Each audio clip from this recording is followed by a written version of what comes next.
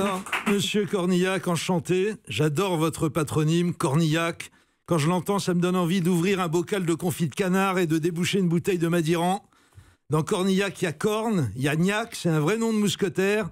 Puis alors, avec Clovis devant, ça flambe encore plus. Je voudrais pas revenir sur mon prénom à moi, auquel j'ai fait discrètement allusion il y a quelques jours sur cette même antenne, mais ça m'aurait pas déplu de me prénommer Vercingétorix, Ivanhoé ou Charlemagne. Attention, je suis fan de votre nom, monsieur Cornillac, mais pas que. Je suis surtout un inconditionnel de votre travail. J'ai vu tous vos films et je connais tous vos rôles par cœur. Vous êtes mon acteur préféré, avec Al Pacino, Marlon Brando et James Dean. Toutes choses égales par ailleurs.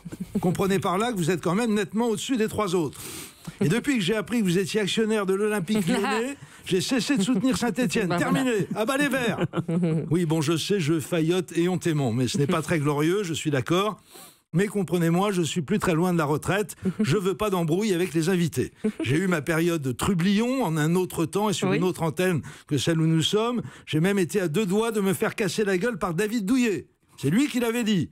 Bon, 2 doigts, c'est suffisant pour faire une pichenette. Et croyez-moi, une pichenette de David Douillet, ça peut vous mettre les joues rouges. Tout ça parce que j'avais émis une hypothèse un peu audacieuse sur la nature de ses relations avec Bernadette Chirac dans le cadre de leur tournée de collègues des pièces jaunes. Ça l'avait moyennement fait rire. Non, je veux plus prendre de risques avec les invités. À première vue, vous avez l'air sympa, Clovis Cornillac, mais on sait jamais. Je me souviens d'un film très drôle d'ailleurs, dans lequel vous jouiez un footballeur un peu bas du front, qui envoyait le malheureux Édouard Baird au tapis d'un solide bourre-pif, lequel m'avait paru un peu trop bien exécuté pour être le simple résultat d'un travail de composition. J'ai éprouvé la désagréable impression que ce bourre-pif avait eu des précédents hors tournage. Par exemple, un invité comme Mathieu Kassovitz. Moi, je lui fais pas son portrait. Pour qu'en retour, il me refasse le mien, merci. La dernière fois que j'ai vu en vrai Kassovitz, et l'anecdote est authentique, c'était pendant le festival de Cannes. Vers 2h du mat, je l'aperçois qui fait le pied de grue à l'entrée de la boîte de nuit de Canal+. Ça doit vous parler, ça, Daphné? Oui, c'était une belle époque. Voilà, je lui dis, vous attendez quelqu'un, monsieur Mathieu? Il me répond, oui, un ami. Je repasse dans l'autre sens 10 minutes plus tard et je retombe sur lui en train de mettre des bourre-pifs à Vincent Cassel.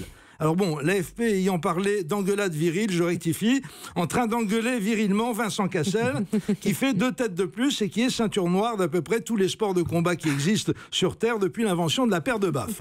En l'occurrence, celle administrée par Ève à Adam pour lui apprendre à lui mettre la main aux fesses quand elle est en pleine extension pour cueillir une pomme.